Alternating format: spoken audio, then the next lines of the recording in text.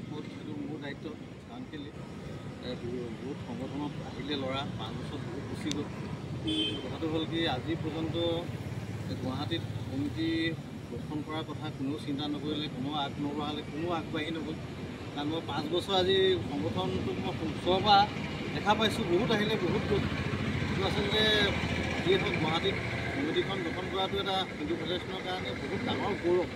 আৰু যিটো গৌৰৱ মানে সেইটো কোনো ভাবি পেলাই কোনো মানে লিখি পেলাই এইটো বৰ্ণনা কৰিব নোৱাৰি। যিয়ে হওক আৰু মোৰ আছে থেংকছ গিভিং হিচাপে সংগঠনৰ সভাপতি হয় আৰু মোৰ অন্তৰৰ পৰা সকলোৱে হয়, মোৰ নিজৰ সকলো ভাতৃ হয়।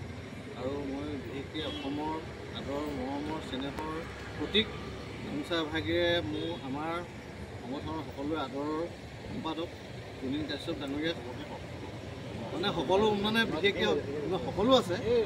কিন্তু কথাটো কি হ'ল সকলোৱে আছে, বিশেষকৈ সকলো হৈ কাৰণ মোৰ সকলোৱে মোৰ ভাতৃ হয়, মই সকলোৱে হয়। কাৰণ কি সেনাপতিকে মানে হেৰিটো কৰিব লাগিব। যিয়ে হওক আমাৰ হিন্দু ফেডাৰেশ্যনৰ সেনাপতি, যিয়ে হওক আমাৰ গুণীন হয়। আৰু যিয়ে হওক কষ্ট কৰি অশেষ দিন 12 দিন বাহিৰত থাকি গুৱাহাটীত সমিতিখন গঠন কৰিলে, সেইটো এটা মানে বহুত ডাঙৰ গৌৰৱৰ কথা। আৰু এই যেতিয়া আমাৰ সমিতিখন হৈছে আৰু ইয়াৰ পৰাই সমগ্ৰ অসমত বিশেষকৈ আমাৰ সংগঠনটো আগুৱাই যাব, মোৰ সেইটো বিশ্বাস আৰু যাবই।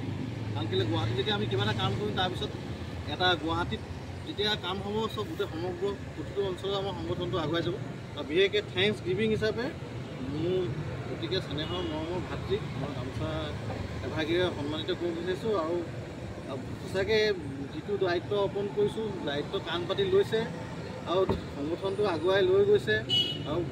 আৰু সঁচাকৈ এদিন সংগঠন জাৱতী জীৱিকা হওক। কাৰণ কেলৈ আমি আজি কষ্ট কৰিছোঁ, ভৱিষ্যত প্ৰজন্মই আজি এই হিন্দু ফেডাৰেশ্যনৰ প্লেটফৰ্মৰ মাধ্যমতে আজি বহুত ডাঙৰ কিবা এটা এচিভ কৰিব অসমত। বহুত সমস্যা আছে আৰু সেইকাৰণে আজি মই বিশেষকৈ মোৰ মৰম এই গামোচা ভাগেৰে মৰম চাইছোঁ। আৰু হিন্দু ফেডাৰেশ্যন আগবাঢ়ি যাওক, আমাৰ সকলো ভাতৃ আগবাঢ়ি যাওক আৰু গুণীনে দায়িত্ব লওক। আৰু সেইকাৰণে মই এই গামোচা ভাগেৰে মৰমৰ শক্তি